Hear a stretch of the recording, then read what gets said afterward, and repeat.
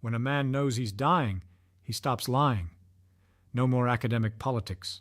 No more careful, cowardly language designed to offend nobody and illuminate nothing. Just the raw, uncomfortable, gorgeous truth. That's what I gave them. One last room, one last chalkboard, one last shot to say the thing I'd been dancing around for 40 years of teaching. Most professors spend a career building a reputation. I spent mine trying to tear down every piece of nonsense that reputation was built on. And in that final lecture, I finally said it plainly. The one idea that either sets you completely free or terrifies you so much you'll spend the rest of your life pretending you never heard it. You're about to hear it. But before we get there, you need to understand something about the man who said it, because Richard Feynman was not a normal scientist. He was not the kind of person who sat quietly in a library and emerged occasionally to publish a paper nobody outside his field would ever read. He was something else entirely. He was the kind of person who made you feel for the first time in your life that thinking was the most exciting thing a human being could possibly do. That curiosity was not a hobby, that it was the only serious response to being alive. He grew up in Far Rockaway, Queens. His father was a uniform salesman who had decided, before Richard was even born, that his son was going to be a scientist. Not because he wanted to push him into something, but because he understood something that most parents never figure out. He understood that the world is extraordinary, that behind every ordinary surface there is a depth that most people never bother to look at. And he wanted his son to look, so they would walk together and his father would ask him questions. Not questions with easy answers, questions that opened up into more questions. And Richard learned early that the correct response to the world was not to accept it, it was to interrogate it. By the time he was a teenager, he had taught himself calculus. Not because anyone told him to, because he wanted to know how things worked, and calculus was the language the universe had chosen to speak in. He moved through physics the way some people move through a city they love, easily, hungrily, always finding something new to stop and examine. He went to MIT, then Princeton. Then, at 24 years old, he was recruited to work on the Manhattan Project, the bomb, the thing that ended the Second World War and began the nuclear age and changed the meaning of what science could do to the world. He was 24, and he was already one of the most important physicists in the room. But here is the thing about that period of his life that most people skip over when they tell this story. While he was working on the bomb, his wife Arlene was dying of tuberculosis in a hospital in Albuquerque. He would drive out to see her on weekends whenever he could get a pass. They wrote letters.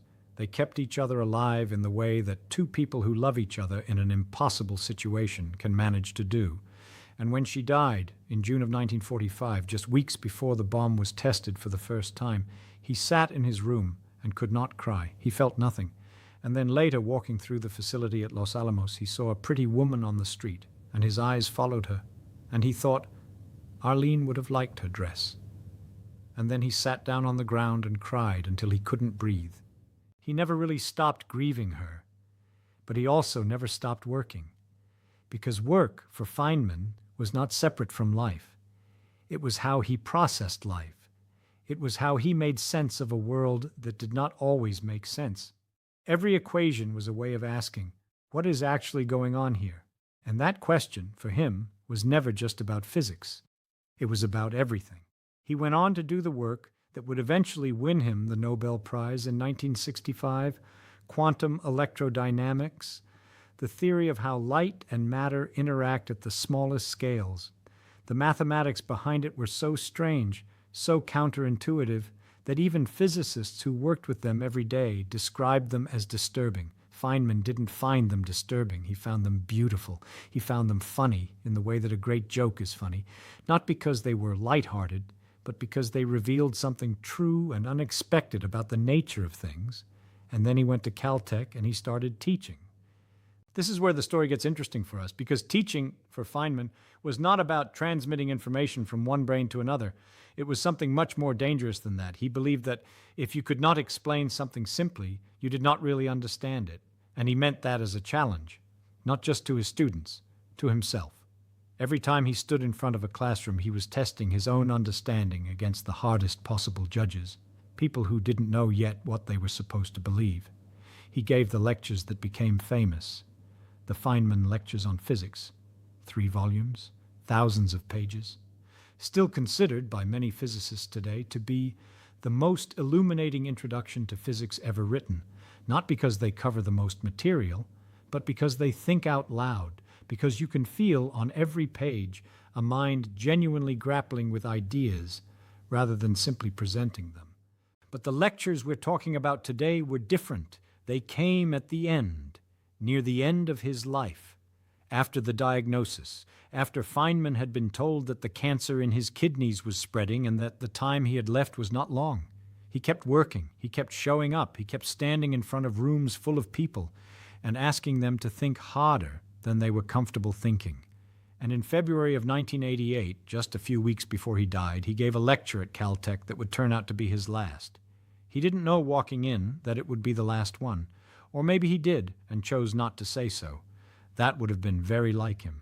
To keep the thing quiet, to not make it sentimental, to just do the work and let the work speak. The lecture was called The Pleasure of Finding Things Out.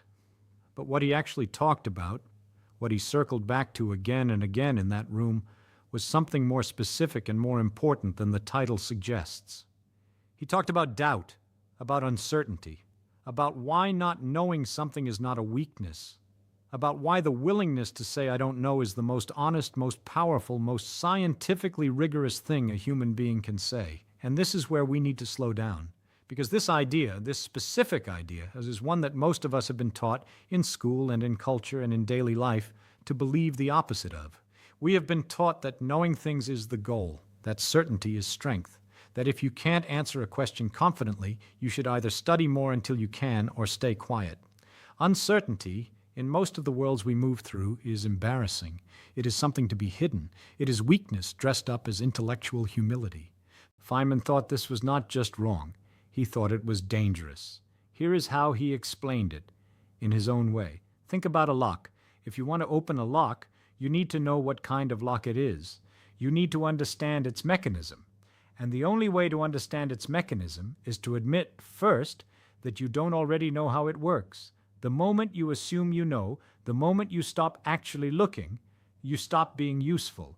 You start turning the wrong key harder instead of finding the right one. Science works the same way. Every major discovery in the history of human knowledge has come from someone willing to say, wait, what if we're wrong? What if the thing we've been assuming is true is actually not? What if the model we've been using to explain the world has a flaw in it that we've been too comfortable to look for? Newton's laws worked for 200 years. They explained the motion of planets and cannonballs and falling apples with extraordinary precision. And then Einstein came along and said, they're not quite right. They're an approximation. They work at the scales we live at, but push them to the very fast or the very large, and they break down. And the universe turned out to be stranger and more interesting than Newton's laws had room for. This did not make Newton wrong in any simple sense. His laws are still used every day. Engineers use them to build bridges and satellites and aircraft, but they are not the final truth. They are the best model we had at the time. And the willingness to look past them, the willingness to say even this thing we have built entire industries on might be incomplete, is what moved us forward. Feynman's point was not that we should doubt everything all the time in a way that makes us paralyzed and useless. That's not skepticism. That's just anxiety in a lab coat. His point was more precise than that. His point was that the doubt has to be honest. It has to be specific. It has to come from a genuine desire to understand rather than from a desire to seem sophisticated. And it has to be directed at the places where our certainty is most comfortable, most unexamined, most dangerous. Because that is where the errors live, not in the places we're already arguing about, in the places where nobody is arguing at all. Think about what you believe right now, not the things you've carefully examined and tested and come back to with confidence.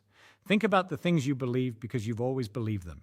Because someone told you when you were young and you never found a reason to question it. Because everyone around you believes the same thing and disagreement would be uncomfortable. Because the idea is so woven into the way you see the world that questioning it would mean questioning everything that comes after it. And that is a very long and very tiring thing to do. Feynman was not interested in your comfort.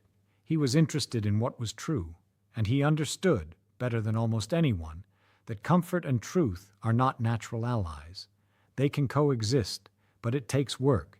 It takes the specific, deliberate, uncomfortable work of sitting with uncertainty and refusing to fill it with something easy. He watched what happened when people didn't do that work. He watched it in politics and religion and science. He watched smart people decide they already had the answer and then work backwards to justify it. He called this cargo cult science. He gave a whole commencement address about it. The idea was simple and devastating. During the Second World War, some people in the Pacific Islands had seen planes land and bring goods, food, equipment, supplies. After the war ended and the planes stopped coming, some of the islanders built airstrips out of bamboo. They built wooden control towers. They lit fires along the runway at night. They did everything that looked like what an airport looks like. But the planes didn't come, because they had the form without the substance. They were performing the ritual of an airport without understanding what actually makes an airport work. Feynman said that this is what a lot of science looks like. A lot of medicine, a lot of psychology, a lot of education, a lot of policy.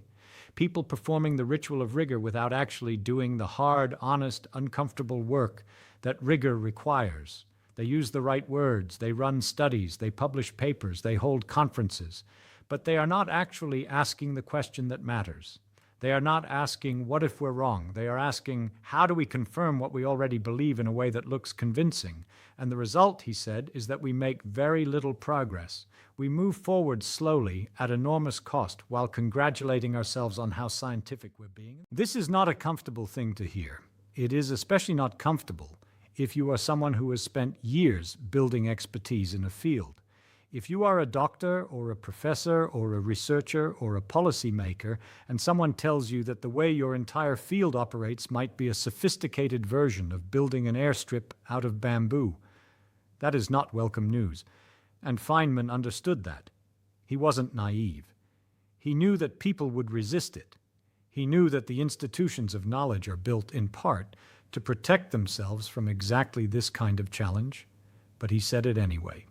Because he thought the alternative, staying quiet, being polite, letting the cargo cult science continue, was not something he was capable of.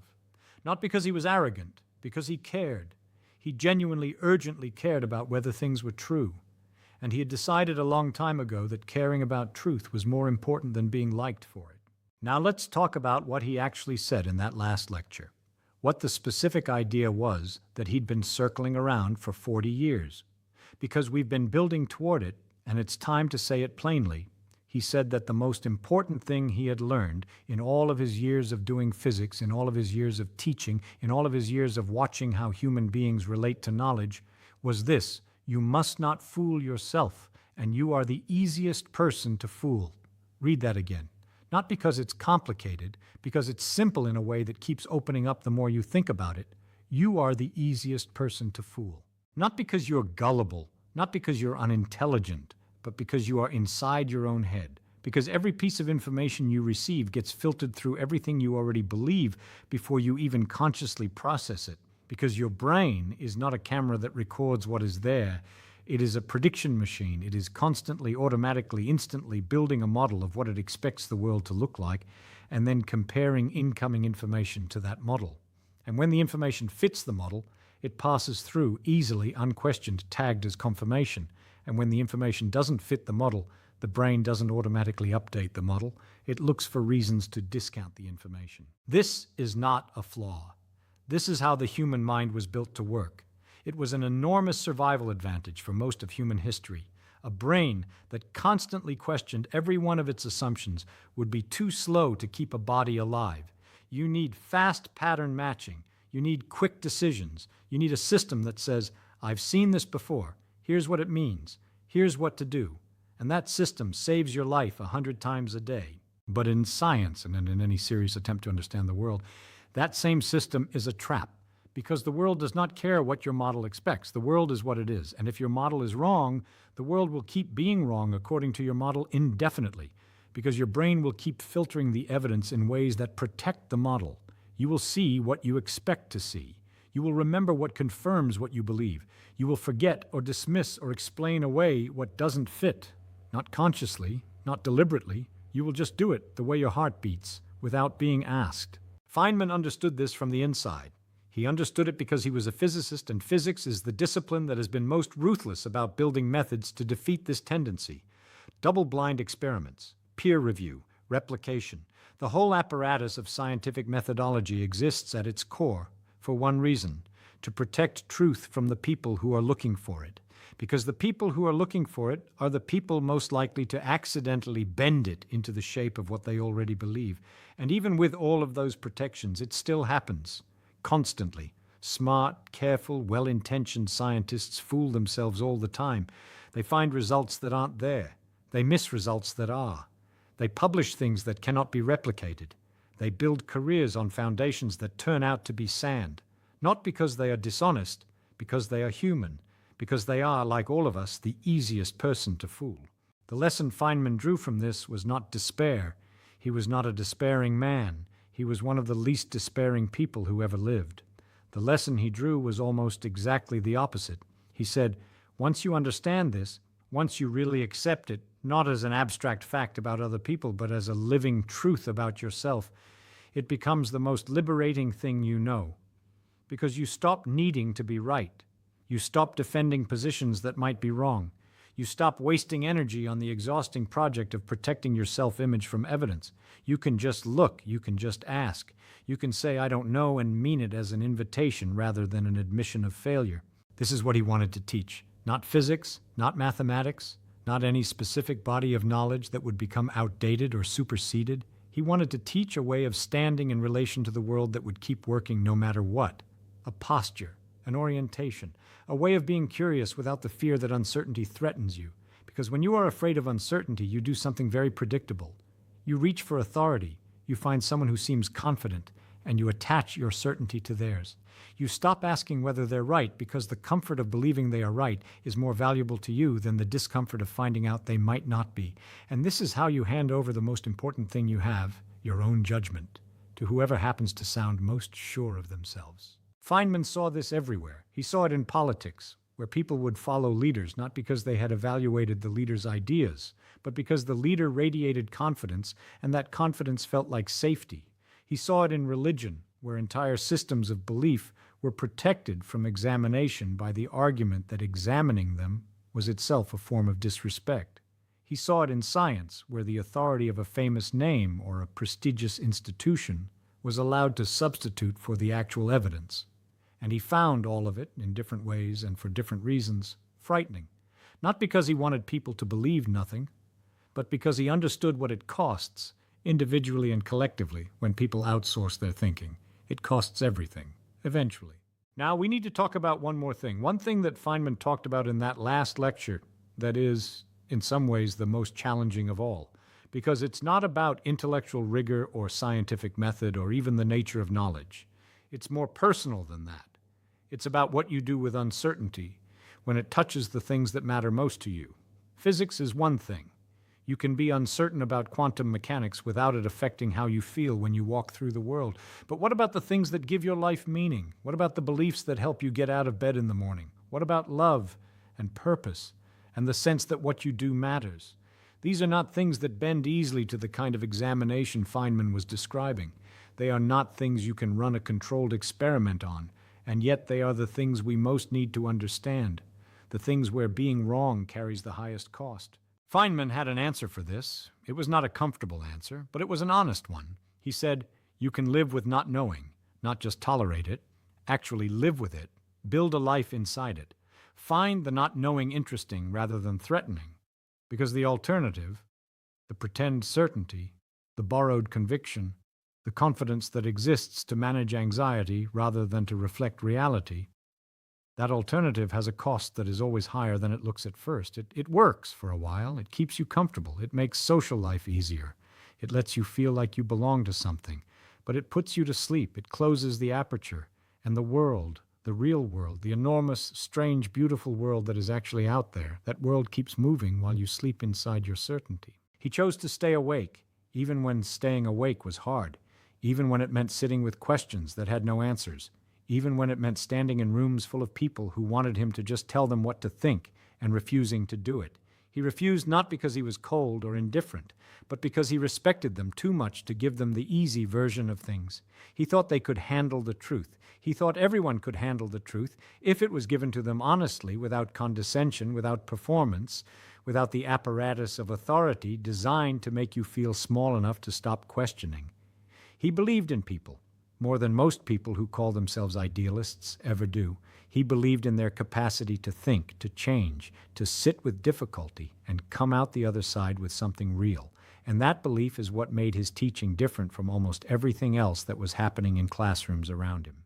When he walked into that last lecture in February of 1988, he was 69 years old. He was dying. He had been through surgery and treatment and the grinding, humiliating work of a body that is failing. And he stood up in front of the room and he talked for an hour. And the thing that people who were there remember most is not any specific argument or any specific idea.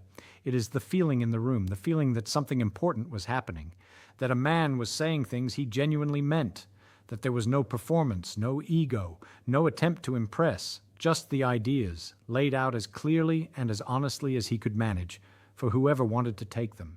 He died a few weeks later, on February 15, 1988.